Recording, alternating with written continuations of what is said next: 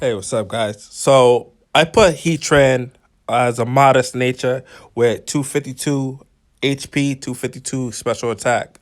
Um, the reason why is because I don't think it's really that fast, and he could actually take hits that's not ground attacks.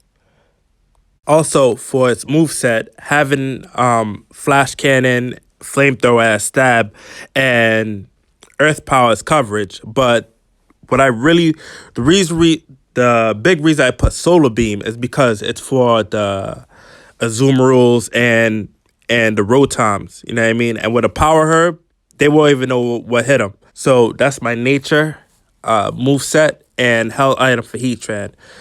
This would work perfectly fine. You know what I mean? And I put him as modest. So you guys should try it out.